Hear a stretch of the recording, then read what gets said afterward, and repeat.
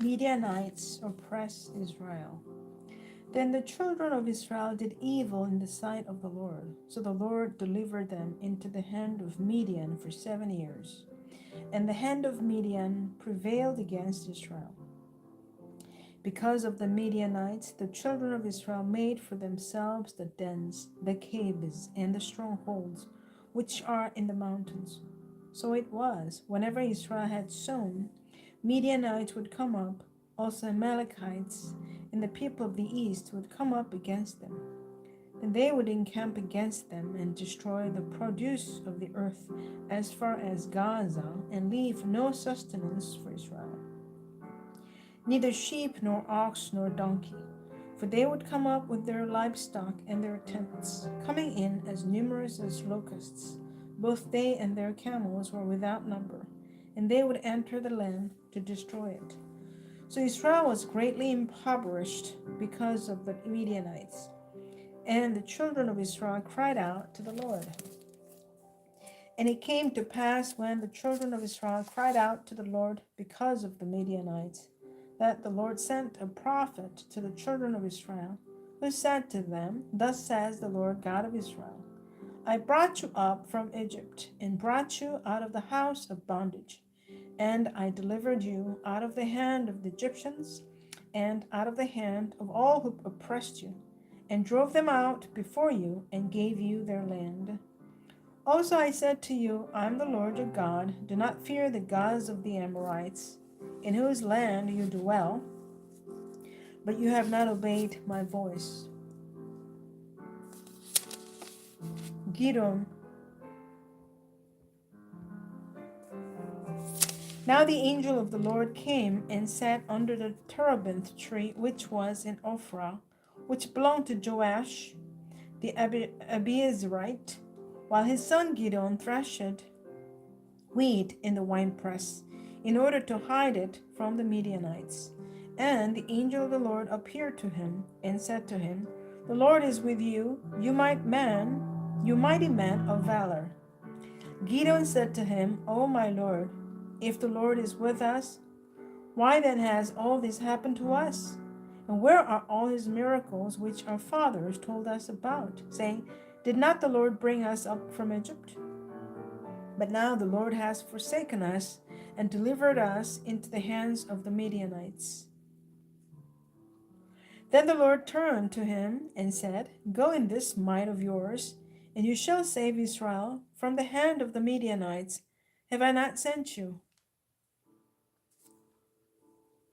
So he said to him, O my Lord, how can I save Israel? Indeed, my clan is the weakest in Manasseh, and I am the least in my father's house.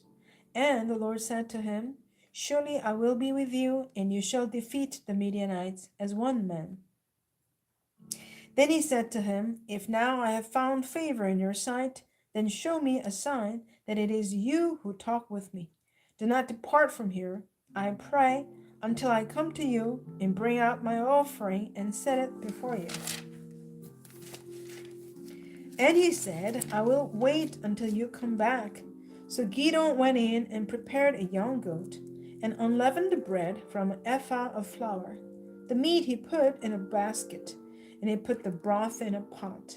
And he brought them out to him under the terebinth tree and presented them. The angel of God said to him, Take the meat and the unleavened bread and lay them on this rock and pour out the broth. And he did so. Then the angel of the Lord put out the end of the staff that was in his hand and touched the meat and the unleavened bread, and fire rose out of the rock and consumed the meat and the unleavened bread. And the angel of the Lord departed out of his sight. Now Gideon perceived that he was the angel of the Lord. So Gideon said, Alas, O Lord God, for I have seen the angel of the Lord face to face. Then the Lord said to him, Peace be with you, do not fear, you shall not die. So Gideon built an altar there to the Lord and called it, The Lord is Peace. To this day it is still in Ophrah of the Abiezrite. Now it came to pass the same night that the Lord said to him, take your father's young bull, the second bull of 7 years old, and tear down the altar of Baal that your father has, and cut down the wooden image that is beside it, and build an altar to the Lord your God on top of this rock in the proper arrangement, and take the second bull and offer a burnt sacrifice with the wood of the image, which you shall cut down. So Gideon took 10 men from among his servants, and did as the Lord had said to him. But because he feared his father's household and the men of the city too much to do it by day, he did it by night. Gideon destroys the altar of Baal. And when the men of the city arose early in the morning, there was the altar of Baal torn down, and the wooden image that was beside it was cut down, and the second bull was being offered on the altar which had been built. So they said to one another, "Who has done this thing?" And when they had inquired and asked, they said, "Gideon, the son of Joash, has done this thing."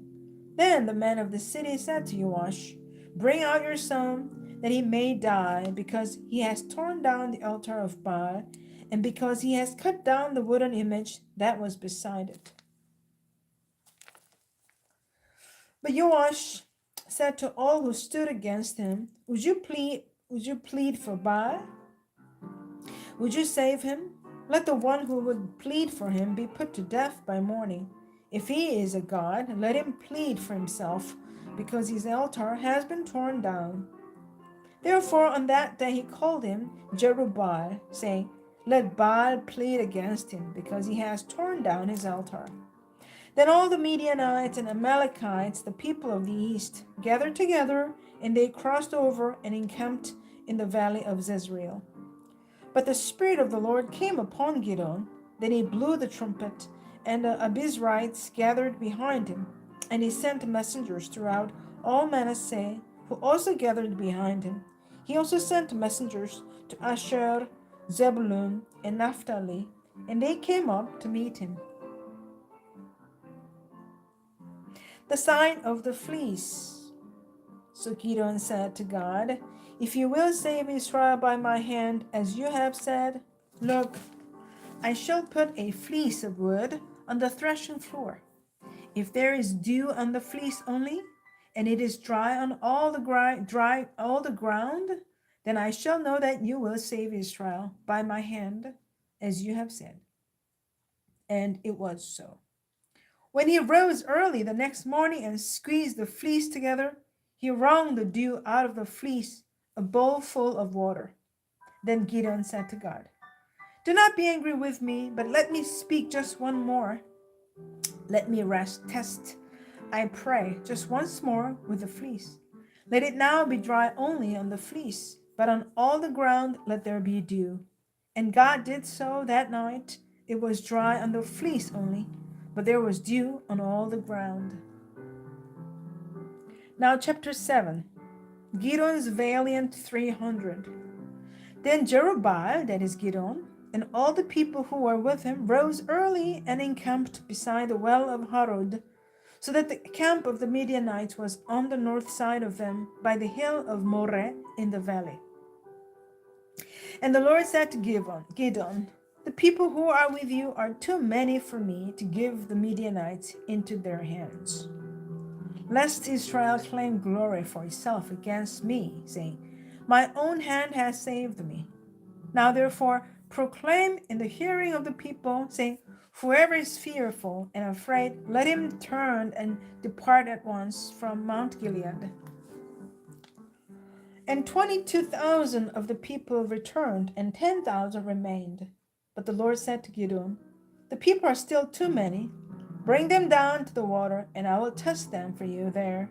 Then it'll be that of whom I say to you, This one shall go with you, the same shall go with you, and of whomever I say to you, This one shall not go with you, the same shall not go.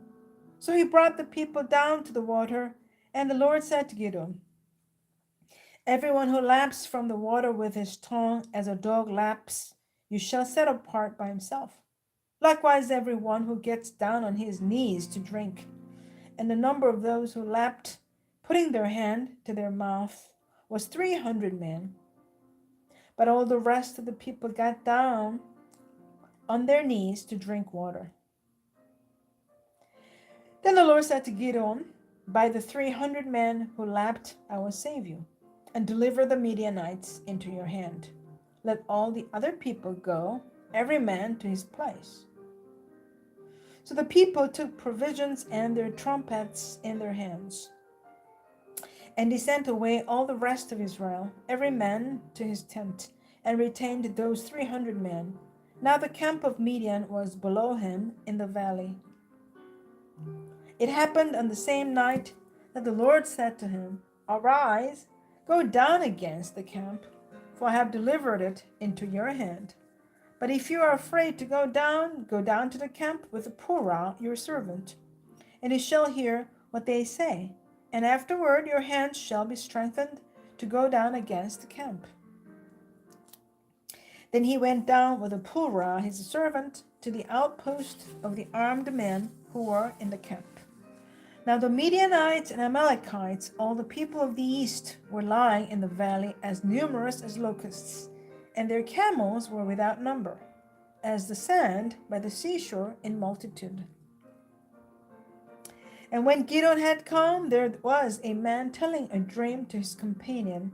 He said, I've had a dream. To my surprise, a loaf of barley bread tumbled into the camp of Midian. It came to a tent and struck it so that it fell and overturned, and the tent collapsed.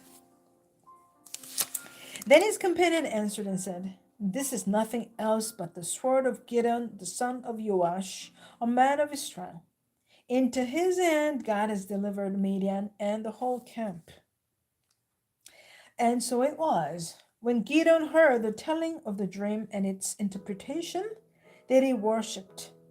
He returned to the camp of Israel and said, Arise, for the Lord has delivered the camp of Midian into your hand. Then he divided the 300 men into 3 companies, and he put a trumpet into every man's hand, with empty pitchers and torches inside the pitchers. And he said to them, Look at me and do likewise. Watch. And when I come to the edge of the camp, you shall do as I do. When I blow the trumpet, I and all who are with me, then you also blow the trumpets on every side of the whole camp, and say, The sword of the Lord and of Gideon. So Gideon and the 100 men who were with him came to the outposts of the camp at the beginning of the middle watch, just as they had posted the watch. And they blew the trumpets and broke the pitchers that were in their hands. Then the 3 companies blew the trumpets and broke the pitchers. They held the torches in their left hands and the trumpets in their right hands for blowing. And they cried, The sword of the Lord and of Gideon. And every man stood in his place all around the camp, and the whole army ran and cried out and fled. When the 300 blew the trumpets, the Lord set every man's sword against his companion throughout the whole camp, and the army fled to Beth Acacia toward Zererah, as far as the border of Abel Meholah by Tabat. And the men of Israel gathered together from Naphtali, Asher, and all Manasseh, and pursued the Midianites.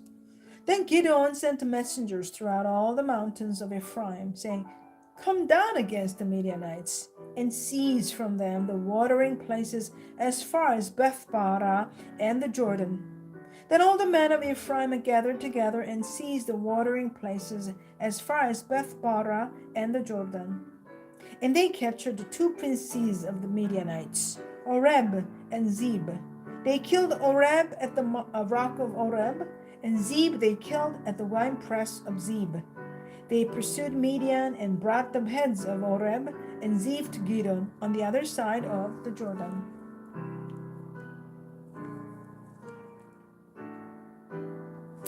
Now, chapter 8 of the book of Judges. Gideon subdues the Midianites. Now the men of Ephraim said to him, Why have you done this to us by not calling us when you went to fight with the Midianites? And they reprimanded him sharply. So he said to them, What have I done now in comparison with you? Is not the gleaning of the grapes of Ephraim better than the vintage of Abiezer? God has delivered into your hands the princes of Midian, Oreb and Zeb. And what was I able to do in comparison with you? Then their anger toward him subsided when he said that. When Gideon came to the Jordan, he and the 300 men who were with him crossed over, exhausted but still in pursuit.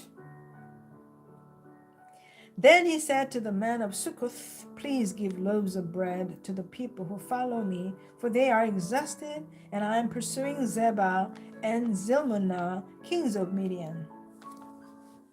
And the leaders of Succoth said, Are the hands of Zebah and Zalmunna now in your hand that we should give bread to your army? So Gideon said, For this cause, when the Lord has delivered Zebah and Zalmunna into my hand, then I will tear your flesh with the thorns of the wilderness and with the briars. Then he went up from there to Penuel and spoke to them in the same way. And the men of Penuel answered him as the men of Succoth had answered. So he also spoke to the men of Penuel, saying, When I come back in peace, I will tear down this tower. Now Zebah and Zalmunna were at Karkor, and their armies with them, about 15,000, all who were left of all the army of the people of the east. For 120,000 men who drew the sword had fallen. Then Gideon went up by the road of those who dwell in tents on the east of Nobah and Yogbeha, and he attacked the army while the camp felt secure. When Zebah and Zalmunna fled, he pursued them, and he took the 2 kings of Midian, Zebah and Zalmunna, and routed the whole army. Then Gideon the son of Joash returned from battle, from the ascent of Heres, and he caught a young man of the men of Succoth, and interrogated him. And he wrote down for him the leaders of Succoth and its elders, 77 men. Then he came to the men of Succoth and said, Here are Zebah and Zalmunna, about whom you ridiculed me, saying, Are the hands of Zebah and Zalmunna now in your hand, that we should give bread to your weary man? And he took the elders of the city and thorns of the wilderness and briars, and with them he taught the men of Succoth. Then he tore down the tower of Phanuel and killed the men of the city. And he said to Zebah and Zalmunna, What kind of men were they whom you killed at Tabor? So they answered, As you are, so were they. Each one resembled the son of a king. Then he said, They were my brothers, the sons of my mother. As the Lord lives, if you had let them live, I would not kill you. And he said to Jether, his firstborn, Rise, kill them. But the youth would not draw his sword, for he was afraid because he was still a youth. So Zebah and Zalmunna said, Rise yourself and kill us, for as a man is, so is his strength. So Gideon arose and killed Zebah and Zalmunna and took the crescent ornaments that were on their camels' necks. Gideon's ephod. Then the men of Israel said to Gideon, Rule over us, both you and your son, and your grandson also, for you have delivered us from the hand of Midian. But Gideon said to them, I will not rule over you, nor shall my son rule over you. The Lord shall rule over you. Then Gideon said to them, I would like to make a request of you, that each of you would give me the earrings from his plunder. For they had golden earrings, because they were Ishmaelites. So they answered, We will gladly give them. And they spread out a garment, and each man threw into it the earrings from his plunder. Now the weight of the gold earrings that he requested was 1,700 shekels of gold, besides the crescent ornaments, pendants, and purple wreaths which were on the kings of Midian, and beside the chains that were around their camels' necks. Then Gideon made it into an ephod and set it up in his city, Ophrah. And all Israel played the harlot with it there. It became a snare to Gideon and to his house. Thus Midian was subdued before the children of Israel, so that they lifted their heads no more. And the country was quiet for 40 years in the days of Gideon. Death of Gideon. Then Jerubbaal, the son of Joash, went and dwelt in his own house. Gideon had 70 sons who were his own offspring, for he had many wives, and his concubine, who was in Shechem, also bore him a son, whose name he called Abimelech. Now Gideon, the son of Joash, died at a good old age, and was buried in the tomb of Joash's father in Ophrah of the Abiezrites. So it was, as soon as Gideon was dead, that the children of Israel again played the harlot with the Baals and made Baal-berith their god. Thus the children of Israel did not remember the Lord their God, who had delivered them from the hands of all their enemies on every side. Nor did they show kindness to the house of Jerubbaal, Gideon, in accordance with the good he had done for Israel. Towers of safety. Judgment. Towers were a standard feature of ancient cities. Often a city wall would be punctuated with regularly placed towers. Such towers were widened spaces in the wall where a larger number of defenders could withstand attackers attempting to gain entry.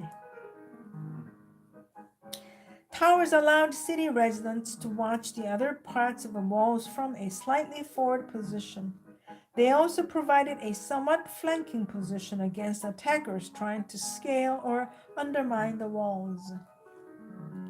Towers were also built on hilltops. These served as watchtowers to detect approaching enemies or on signaling places for communication between larger communities. Families also constructed towers for personal safety and storage of farming implements. Such towers have been found with a full range of household artifacts, symbolizing their domestic usefulness. Citizens of smaller communities could not afford to build strong walls to protect their villages. They sometimes built one strong, tall building, a tower to which they could flee in times of distress. Especially for smaller communities, the time investment for building towers was great, which made a tower a valuable prize of the citizenry. Gideon was so distressed at the lack of support his effort received from the people of Penuel that he punished them by tearing down their tower. They were left vulnerable and stripped of what must have been an object of community pride. Such a punishment would have been long remembered. Amen. This is the end of the Bible reading. Thanks for joining me. Have a great day. God bless you. And see you tomorrow.